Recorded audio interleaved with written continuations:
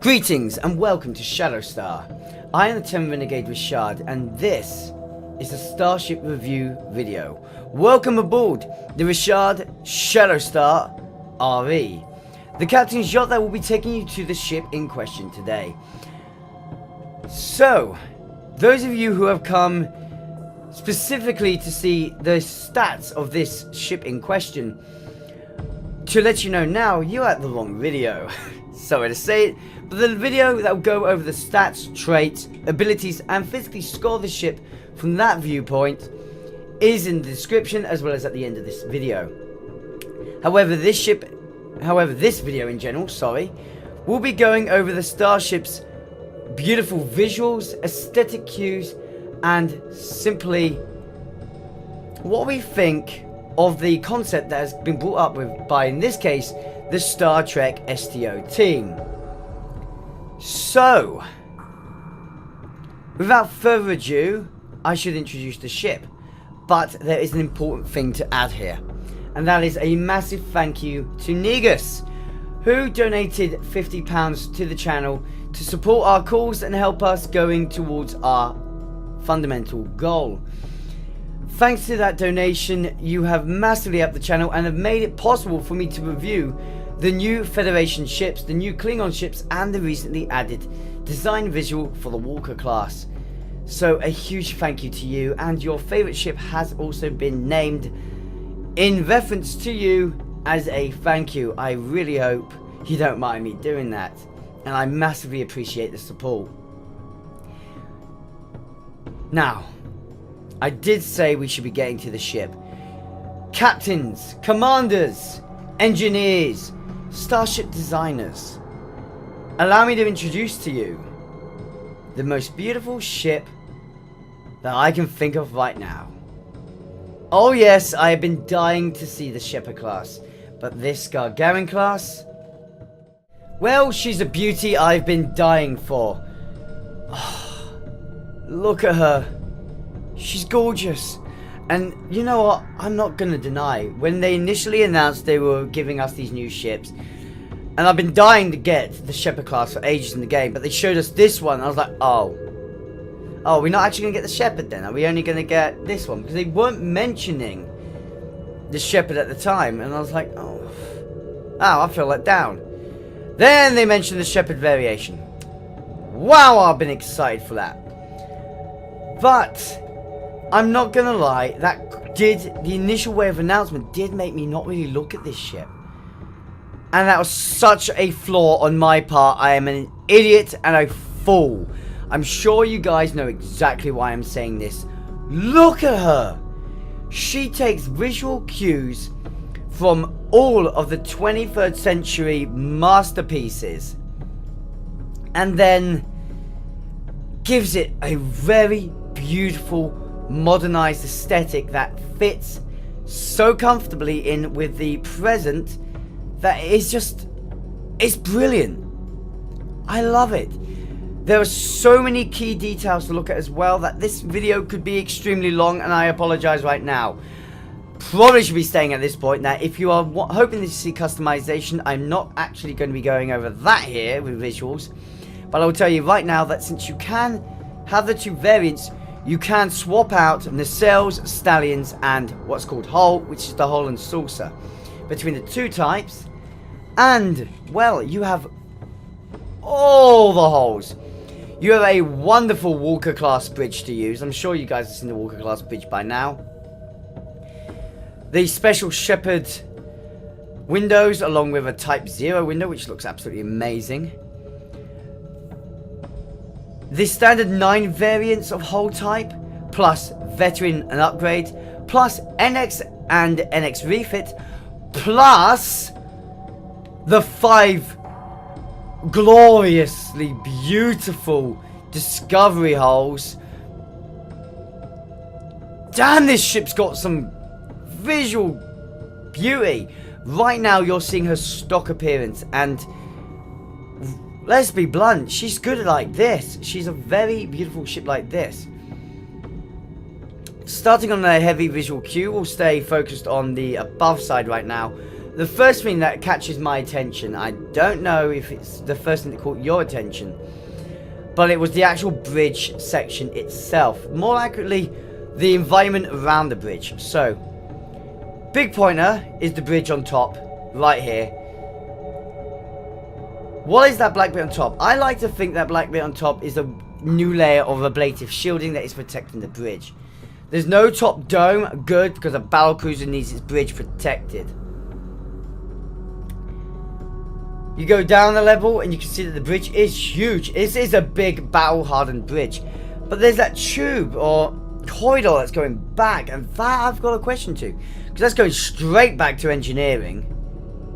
So is the bridge and engineering adaptively connected to each other? Being a miracle worker ship, and this is a very powerful, heavily engineering tactical biased ship, very little science potential, that's interesting to see. So I do feel like there's a heavy connection between the two. Excuse me. More details to go down to. You go down a few decks and you've got this lovely area. I'm assuming that's the recreation area just below the bridge there. It's beautiful. But what is this weird grilling? Now, it's normally when I refer to grilling, it's normally a very fine point, like right at the very front of the ship. Which is what I'm assuming to be a shield network grid or something like that. But here near the bridge, you've got this heavy deepened grill, and it's... I'm not sure what its functional reason is, but with its design, I feel like it's a form of emitter that allows it to protect the ship's most vital zones. So, almost doming a shield backwards across the vital areas. And I would assume that at the back bit by the engineering section, that's got its own layer of protection too. Moving forward, and I'm going to bring the visual around a little bit here so we can look at it better. There's this odd little circle at the front here. Now, I'm not entirely sure what that is. My best guess, being on its position, is it's a high reactive sensor relay, which could be, I'm essentially saying it's a tactical relay, giving the ship a heavy amount of tactical feedback and allowing for a sort of point defense matrix. So should the ship be swarmed with heavy plasma torpedoes, this will detect the locations of all of them and allow the point defense system to kick in and go, ha, no, bye. Keeping the ship as well protected as possible. Bearing in mind that the original Shepherd class, albeit a very powerful ship, did go down to 3 birds of prey, and being a battlecruiser, you'd hope that she could stick it out there and actually fight on against raiders. Since raiders tend to be very soft and easy to punch through. So, poor stunting there. But, well, this ship seems to be a whole nother story. 2 huge beam strips on top. Now, these phaser relays, to me, just scream out power and potential. You can also see that this ship is relatively large. She's a lot bigger than the Shepherd class. And I've got to just add it in there that it's a very gorgeous touch to have this groove going down. The way the source sort of embeds in, it's very reminiscent of the original concept design for Discovery herself. And then you've got, well, I'm sorry, but I feel like this ship should have been given lances, because these 2 tubes here, to me, scream I am a very high output mega lance or mega phaser. These, to me, these are probably mega phaser chambers. That, or if you want to say it's a solid tube, then perhaps it acts like a railgun. Only in these cases, they create a warp field around the projectile and a sustainer, meaning you could fire, say these are torpedo tubes, that would give you the ability to fire a torpedo out at warp speed. Those of you who are knowledgeable know that although torpedoes are the weapon of choice really at warp, since they will sustain themselves while you're at warp speed, if a ship tries to shoot off but you can't attain warp, but you can fire a weapon at warp speed, you can disable that ship. That's pretty damn nifty. Or these could be dare I say it, hypermass projectiles, meaning they're firing a solid mass at an enemy. For those that don't know, deflector arrays are great at protecting against objects of mass, but if that mass was to come at the ship at extreme speed, a deflector array is not going to do the job sufficiently enough, not without it being a much better deflector. So perhaps that's what they're coming up with here. It would be interesting to see if in future we get a console like that. I'm actually going to go to the underside now. I've got more to talk about on top, but I'm going to go to the underside because I want to in-depth on what I'm currently talking about with these weird tubes as such that are going to those forward emitters. And that is, look at the deflector dish and then look at either side. I don't want to start on the deflector yet because it's quite clear that those are the torpedo tubes, but again, they're very long tubes. They're out in the open. Why? I feel like this ship is taking a new front for torpedoes. And instead of being... It would be very interesting if they introduced, later down the line, a very low arc firing torpedo, say... I don't know. Instead of the 90-degree arc they mostly have, give it a 45-degree arc. Or maybe 30-degree, to be really harsh. But fires the torpedo off at such high speed and velocity that they deal extreme levels of damage. If that's what this is a concept towards, that would be amazing.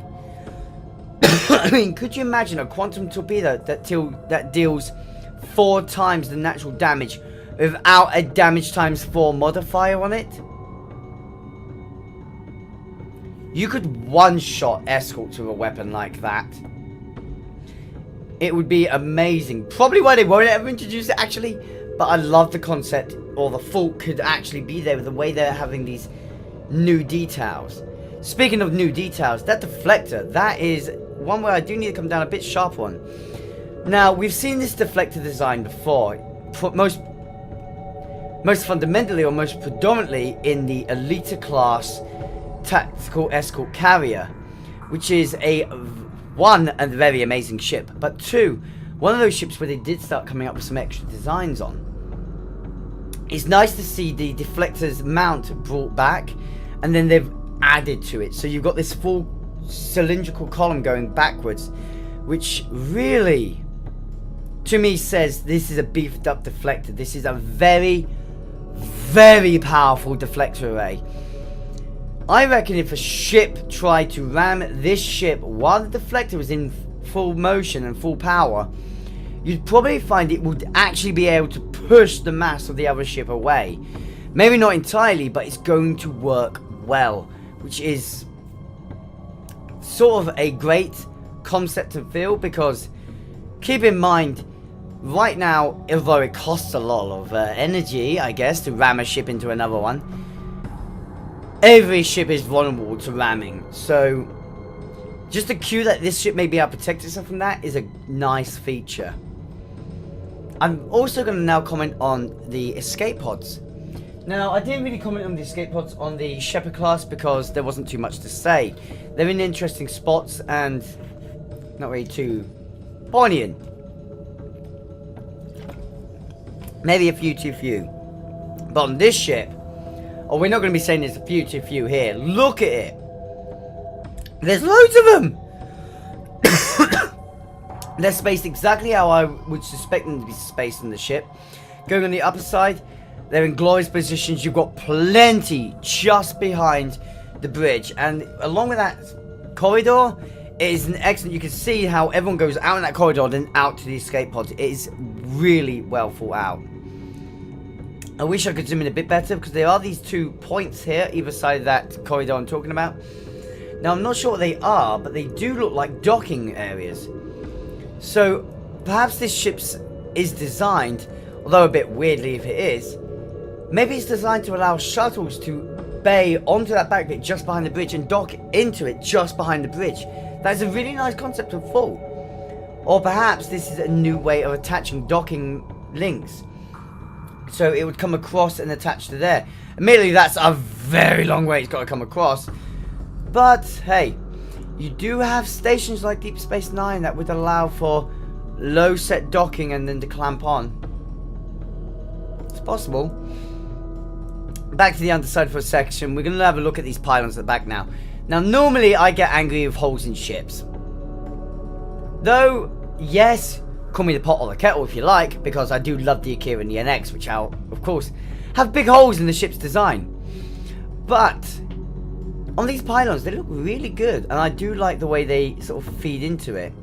It's a nice concept and add, and I love the dual split. It works very well in... Whoops, I'm going to have to turn the ship around. We've flown a bit too far. It works very well in motion with the actual Shepherd class, which has its own split and design to it. And it's definitely a good evolution. If you look up from the top and the way these two pylons sections have been done as well, they still hold that beautiful feel that the Shepherd class had. You've then got these rigid fins that are in between the two pylons, sort of strengthening the pylons together. I'm not sure what they are. On the Shepherd, I'll take them out. But on this ship, oh, I'd happily leave them in. I would love it if there was a concept in there, because we've got the pilot ships which have the micro barrage launchers. Could you imagine it if the black parts that you're seeing on here were able to quickly break apart or move aside, or maybe they're actually force fields to begin with, and it would reveal the micro projectile launchers, and this entire fin isn't actually a fin but a holding bay for micro projectiles. This ship could launch literally thousands of them really quickly, and just, it doesn't matter how strong you are, thousands of projectiles are going to wipe you out, and the point defense system is not going to cope. Because, as we all know, the projectile systems like that are very fast. Point defense systems may be able to deal with torpedoes, but, well, missiles are a bit of another story. Although missiles do hit much lighter. Now, I think I do want to comment on the upper side here. Hello, Fecurly. We have these weird 8 bays, and then there's a grill at the back. Now, I'm not sure what to make of them. They could be a traditional sort of surface-to-air launcher idea concept, if you know what I'm talking about, from traditional naval battleships. But the first thing I think of is what you got in Skies of Arcadia Legends, a legendary game from the past, where its ships used to fire its torpedoes by opening bulkheads that were on the top and then launching torpedoes up, then they'll come back down. To me, it looks like these could open up and they would release something out of them. So I'm not going to say another form of torpedo launcher or something like that. That would be silly in this case. We already know how Federation torpedo launchers work. But maybe they're a kind of sensor probe cluster launch system. Yes, I know this is a battleship, but hey, battlecruisers do need good sensor systems. So if they're in a area getting ready to deployment, if they're taking the defensive base, perhaps this is a quick release method for them to launch multiple probes out, which will alert them if a cloaked ship is coming in, or something to the T.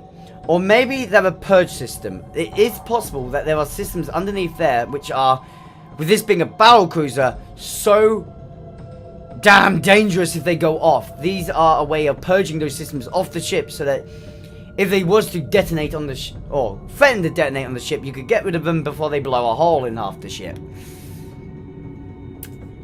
Otherwise, I'm not really sure what they are. The fact that they've got the red lights next to them as well is another curiosity to me. The only other thing I can possibly consider them being is a form of launch pad for shuttles.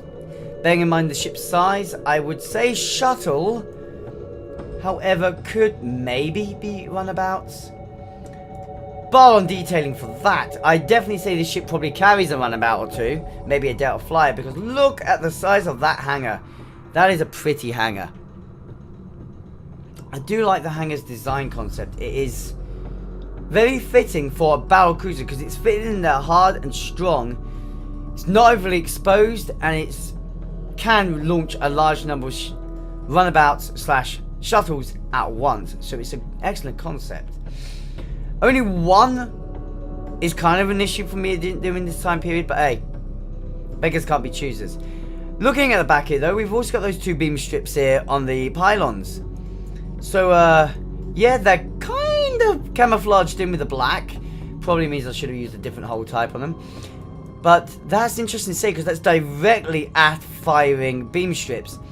Then you've got these other beam strips that are underneath giving more, and more guns to the power, more strips on the saucer. This ship is well armed with high output strips. If you look on the top, you've got the strips that run along the pylons here. 6 of them in total, which is the scary part. And considering the position of them, they're forward arcing. Semi-fire backwards, but they are forward arcing. I've just noticed on the top pylons, there's 2 more strips. So that is 6 forward arcs in the front of the pylons. 1, 2, 3, 4 on the back, and technically 6 if you count the lower ones, though they need the right angle of fire.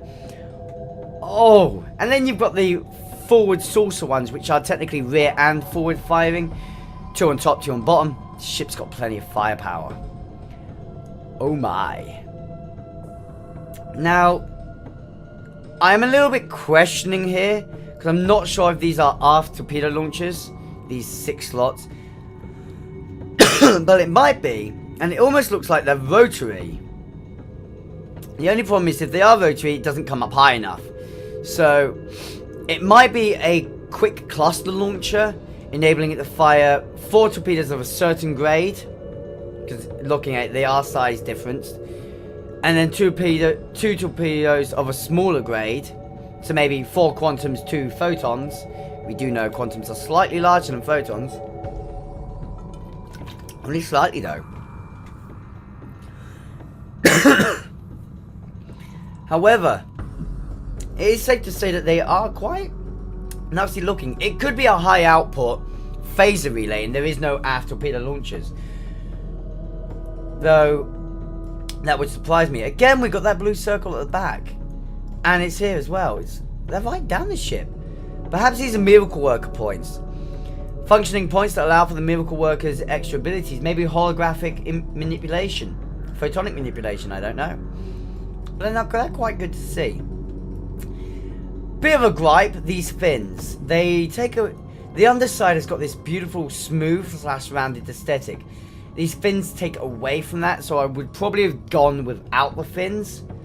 But at the same time, this is where I'm very hypocritical. I like the fins. They do add a flair to the ship. They give you that aggressive touch.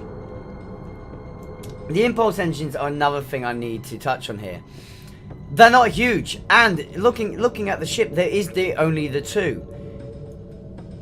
That very much fits in with the ship's maneuverability. Yes, this ship lacks it. It's Battlecruiser, probably shouldn't be lacking it so much.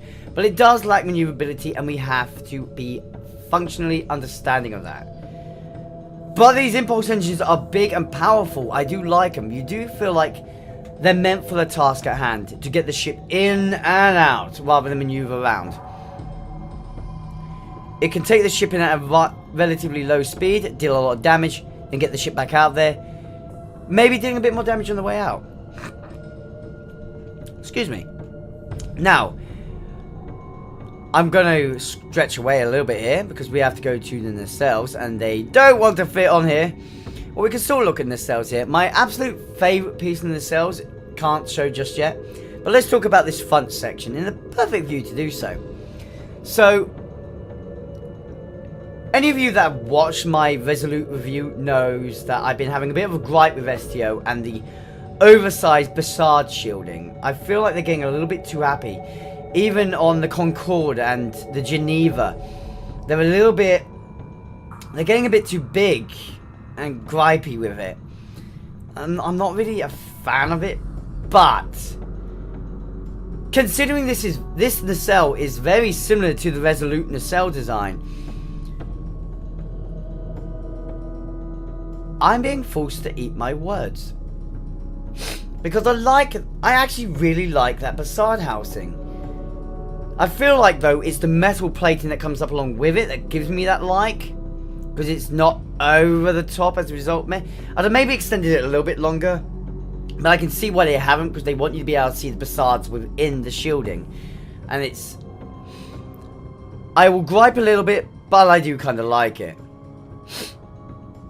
Maybe make the Basard's shielding a little bit smaller. You could have lowered the height of the Basard, of the whole nacelle a little bit, and just gentled it out. But it is a nice concept. It is nice. I do like it. I am definitely not going to be against this one. I love the side pinstriping on the nacelles. They're absolutely beautiful.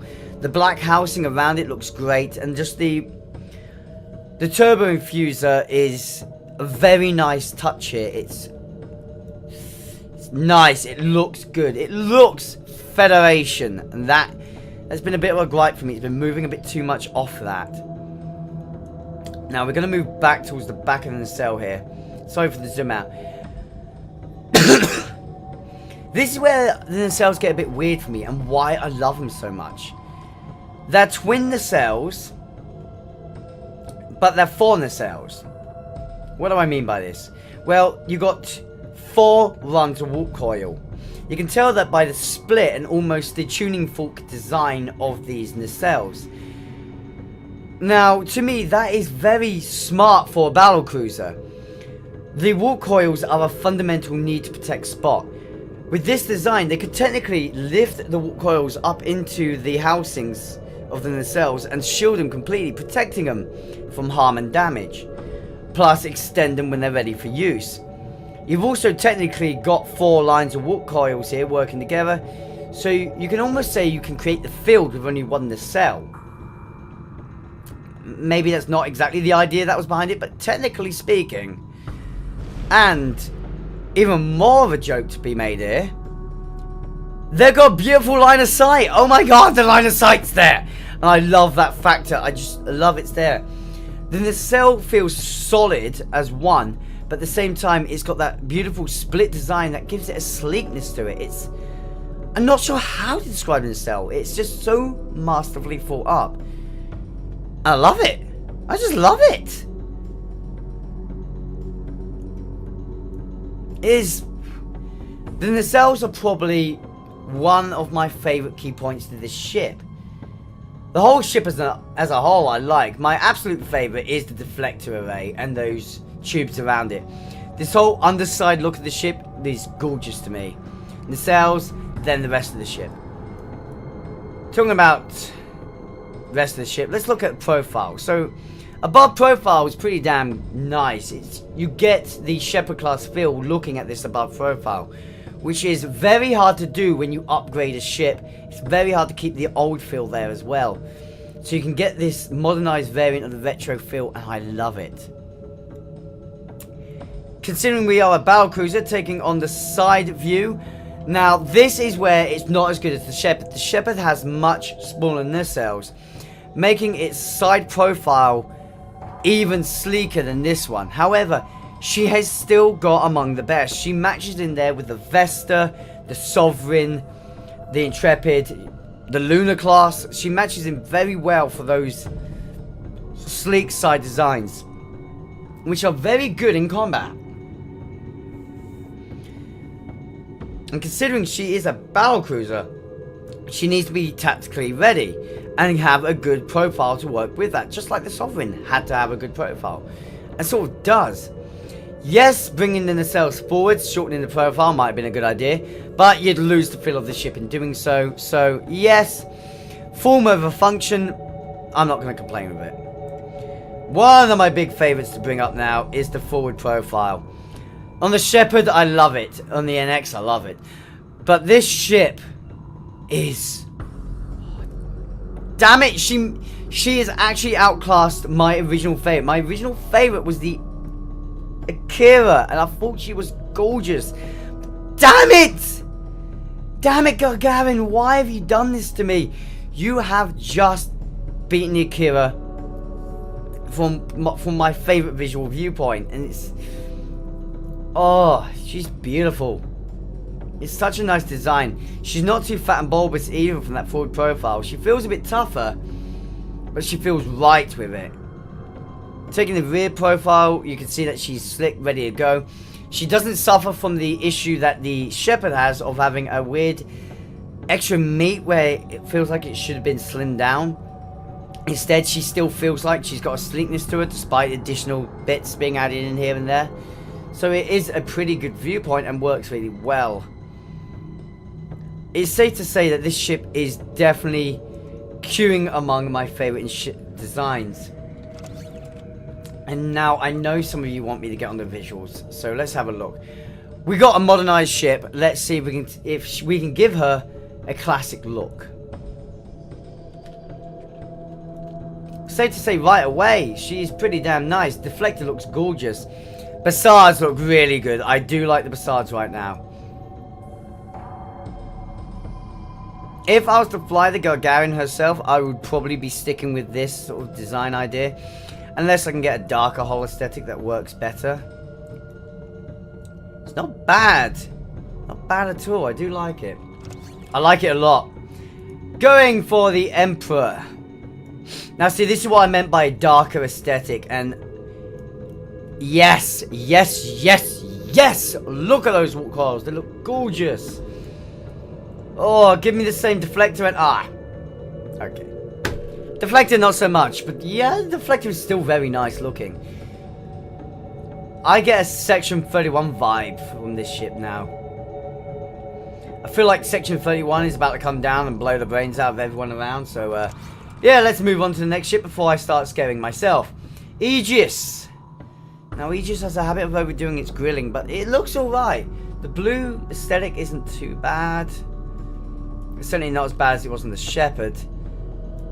Deflector is okay. Sorry, guys. A bit overdone at the back, but yeah, she gets a pass. Hello, Helen. How are you doing on the calf? Right, next look, and we shall look at. We shall look at assimilating the ship. Oh. I think with some of the other skins that you can have on this ship, it looked better. Doesn't really work as well with the standard visual of the ship. But she's a pretty damn ship. Wow. Hi, buddy. Flying past me there. You just almost intimidated me with that one. She's a good touch. Deflector looks good. I'll give her that. Impulse engine, very nice. And the cells are beautifully queued up.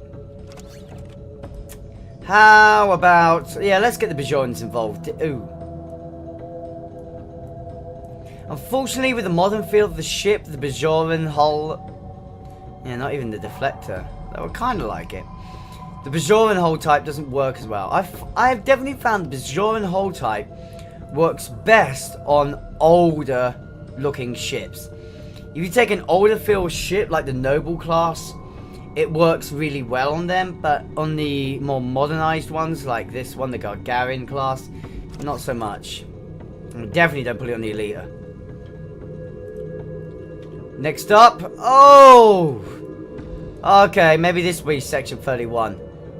No, this is Starfleet Intelligence. Sorry, not Section 31. Section 31 is darker than Starfleet Intelligence. Starfleet Intelligence will still keep a little bit of white.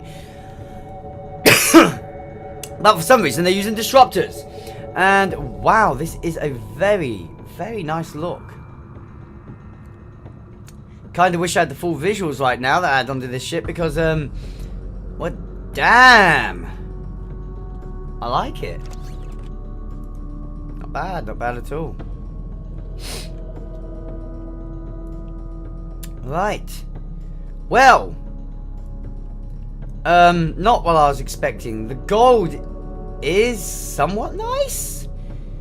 I do like how it works on there. It looks absolutely great down this trimming. The grey and the gold work really well together. The green deflector is nice. That's weird. It's not very often I say... well, it's more brassy. That's probably why I'm liking it. Because, yeah, gold isn't really my thing. The cells look okay. Impulse engine's pretty good. It's a nice feel. I will say that. It's a nice feel. I'm just not 100% how I feel about it. Weird. And, right. We've looked at Counter Command. Solanae. Well, much like with the Shepherd, Solanae feels like it's meant for the ship. Wow. Oh, doesn't it just? The whole deflector setup just looks absolutely gorgeous like this. I love how the nacelles are still blue. Or the walk cars are still blue. It's a nice touch. It's a very, very nice touch. I like it. Iconian, how are you going to do now for me, buddy? Deflector's good, but yeah. What?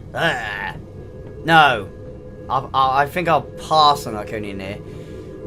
Especially since it doesn't seem to make up its mind when it goes towards the back here. It's like, what? Wait, what? Mako, this should just chrome up the ship a bit. It does. Interesting fusion of touch. I'd probably go upgrade hull if I was going to use the Mako on it, though. Doesn't work as well with the white. Or maybe Type 5 would work. Type 5 might work. So might the NX hull. But, no, the more white hulls don't really work here. At least not on this ship. Oh, I didn't look at the back, did I? Yeah, not on this ship. Folian, let's bring some back. Oh, the Folian aesthetic does always seem pleasing to me. Not so sure on the Bassards at the moment, though. Rest of it, very nice. I do quite like it. Deflector maybe not so bright, but yeah, maybe not so bright in the deflector there. It's nice. I like it. It's good. It's good. Right. Time to get Terran Task Force C.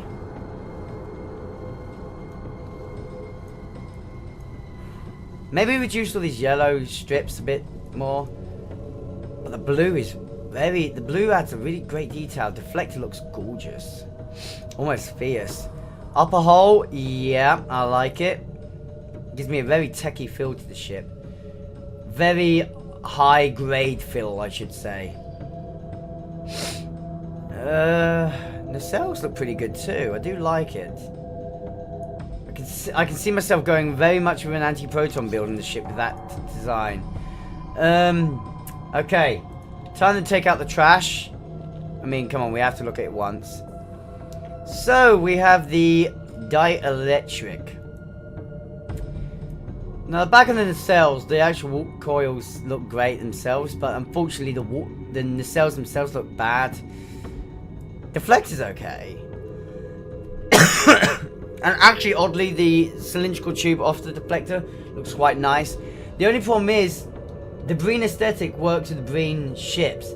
It doesn't really work on Federation ships. It works on some Klingons and other ones, but it's lost on these ones, unfortunately, so no. Bye-bye. Jem'Hadar! Now, this should be very interesting to see. Oh. I like the purple within the housings of the Bassards. An interesting combination. Almost feels like the purple needs to be reduced a little bit, though. Maybe this circular bit here. And the inner side of the saucer, take that out and leave it in the grey. Would have been better. Nacelles look absolutely gorgeous, though. I will say that. Again, same. This inner circular ring. Take that bit of purple out. Leave the rest in. Absolutely gorgeous. Deflector dish and those launchers look beautiful. Pylons look good as well. She's a nice looking ship. Oh. I'd be terrified if I was going to have to fight her. I'll be honest with you. Final one. This was the best from the Shepherd. Is it the best... here?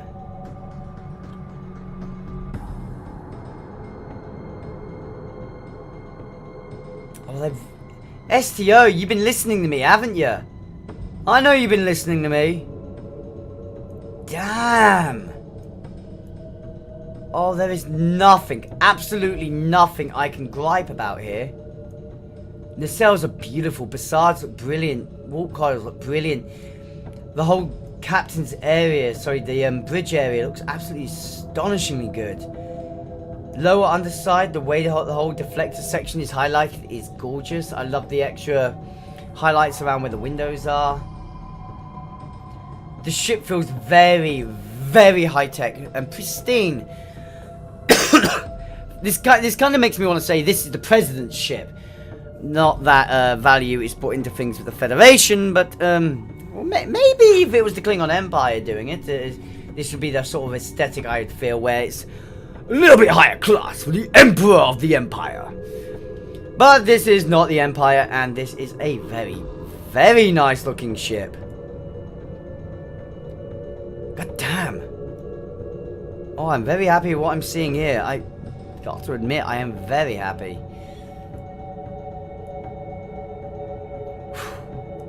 Damn, well, guys, it's safe to say that I am ready to answer the question of how I score this ship visually.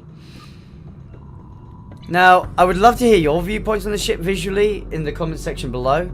Personally speaking, this 3000 Zen ship upgrade to the Shepherd, well, I'm going to score her 9 out of 10.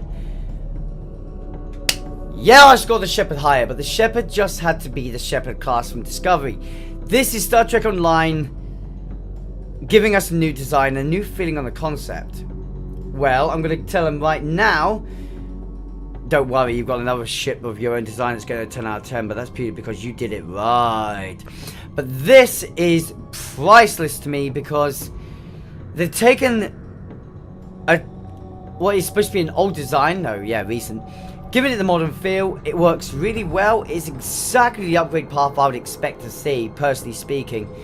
It's just there's a few things I would reduce on. Mostly it would be take those nacelles and shorten their height. Don't let them be so tall, and then perhaps I would have been a little bit more forgiving on the nacelles.